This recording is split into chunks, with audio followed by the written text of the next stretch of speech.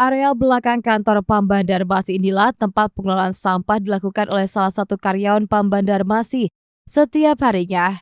Di tempat ini, sampah dari karyawan dipilah antar organik dan non-organik. Setelah dipilah, nantinya sampah tersebut bakal diolah atau dijual kembali, seperti sampah plastik atau sampah botol yang dipres kemudian mereka jual kembali.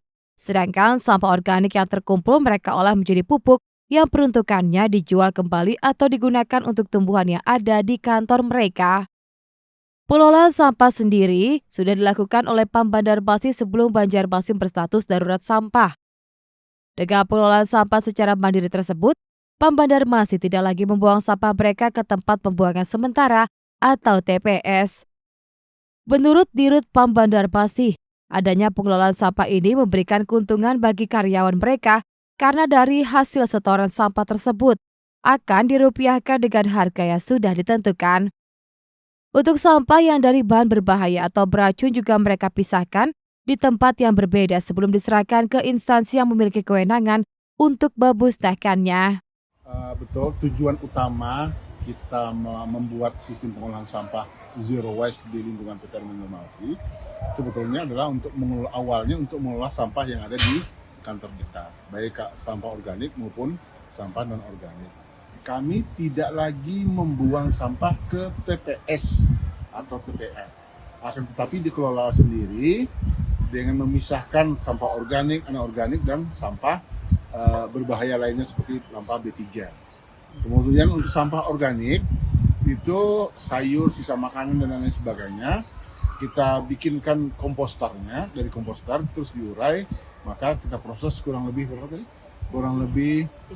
bulan itu akan menghasilkan kompos, dan pupuk kompos itu kita jual dan kita hargai dan juga bisa kita pakai untuk eksternal. Kemudian untuk sampah yang anorganik itu sebetulnya kami di lingkungan kami itu tidak lagi membuang sampah anorganik, tetapi dari karyawan dari rumahnya masing-masing yang membawa sampah anorganik itu kita proses, kita gunakan alat mesin press, terus kita press, baru kita tindak lanjut berikutnya. Kemudian untuk sampah yang B3 dan berbahaya lainnya itu kita pisahkan. Setelah dipisahkan baru nanti disalurkan kepada yang bisa memusnahkan untuk sampah yang berbahaya. Pada saat sebelum darurat sampah kita sudah melakukan ini. Karena kenapa seperti itu? Karena PT Banjarmasin kan menyalurkan air bersih kepada masyarakat. Kami ini harus menjadi contoh. Kami ini harus menteladani, kami harus menjaga lingkungan. Kami misalnya kayak sampah-sampah daun, itu kami kumpulkan, kemudian kami cacah menjadi kompos. Kemudian sampah-sampah seperti tadi dibilang Pak Dirut, sampah-sampah yang berasal dari karyawan pun itu kami masukkan ke sini, kami timbang, kemudian ada pencatatannya dan ada kalkulasi estimasi perhitungan, misalnya 1 kilo Rp1.000 dan lain sebagainya. Juga kami sudah mempunyai aplikasinya. Jadi sebenarnya kami intinya adalah mengelola sampah selesai di sumbernya.